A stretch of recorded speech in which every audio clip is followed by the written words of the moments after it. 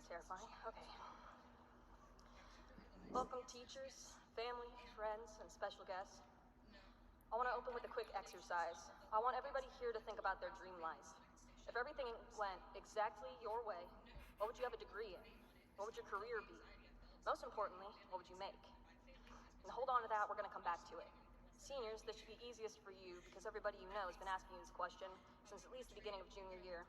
So naturally, you had your whole life planned out at 16 years old because that just makes sense. Now, if you'd asked me junior year what I was going to get a degree in and what job I was going to do with the rest of my life, I would have told you, I'm not too sure yet, but it's going to be whatever makes me the most money. At that point, my whole concept of success was measured in achievements alone. My idea of worth was set in productivity, grades, and dollar signs. And I know some of you know what that feels like. The soul-crushing feeling of never being enough, never being satisfied with good because there's always better, not accepting how far you've come and appreciating that because you're always too focused on what comes next. It's exhausting, it's demoralizing, it just kind of makes you want to give up. Or at least that's how I felt. Now maybe I'm sharing too much for a graduation speech, but I spent most of my time in high school chasing the affirmation of being the quote-unquote best. I sacrificed time with my family, relationships with my friends, and almost the entirety of my mental health for a little medal with my name on it. After finding out that I was valedictorian, I took some time to consider if what I had sacrificed for this achievement was really worth it. I've come to realize the answer is yes and no. No, the academic validation is not worth all the weekends I neglected my friends and family so that I could stay shut up in my room studying. No, the paper with my name on it is not worth all the anxiety I felt about the idea of failing an exam. And by failing, as Miss Grimm knows, I just mean getting anything less than a 90.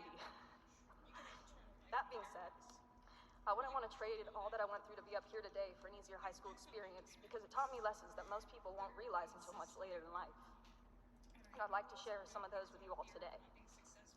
First, I realized that my personal ambitions were not the worthy goals that I thought they were. I thought that getting good grades would validate me and make my family proud. Now I realize that a goal with a self-serving motive is never going to be fulfilling.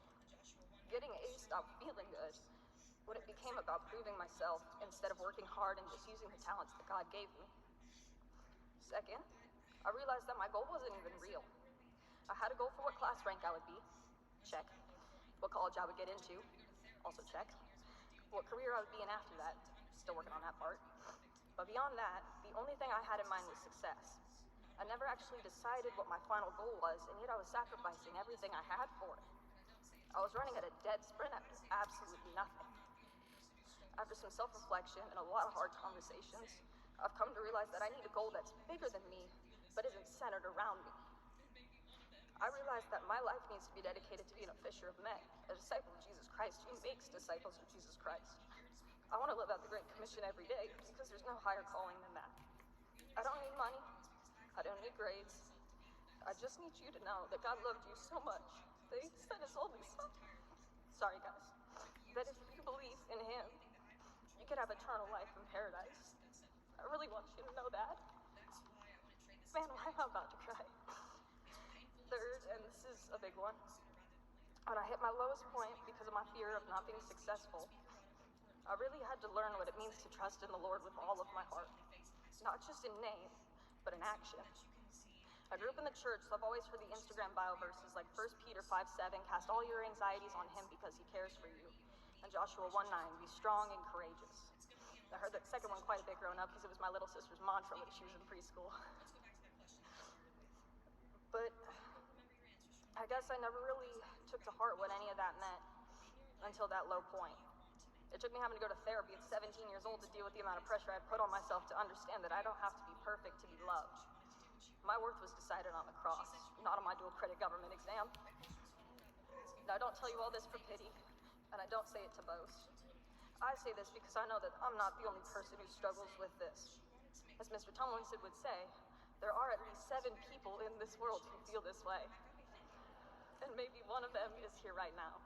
And I know that's the reason that the Lord put me up here today. He's the only one who made it possible for me to be here and speak with you. And it took me hitting an absolute low to realize that. The only reason I hit that point was because I thought that I could will myself to be the best. I thought I had the power to control outcomes and that every shortcoming was entirely my fault. It took years to realize that the only thing that I can control is the effort that I put into the task that's set before me. That's why I wouldn't trade this experience for the world. These were painful lessons to learn, but I'm glad I learned them sooner rather than later.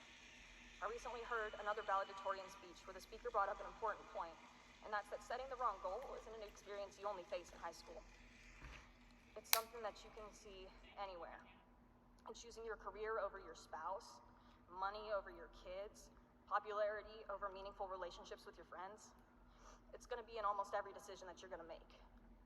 Speaking of make, let's go back to that question that we started with.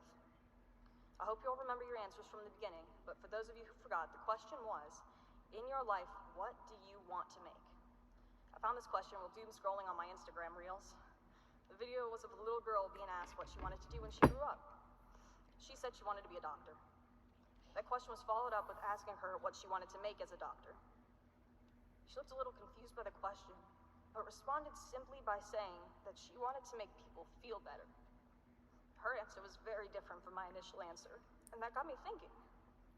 You only get one life, and everybody's gonna leave something behind. So when you're gone, what do you want people to say about you? What do I want them to say about me? She's rich, she's kind, she's successful, she loved the Lord. Do I want to make 6 figures, or do I want to make disciples?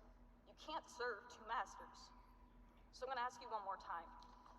What do you want to make?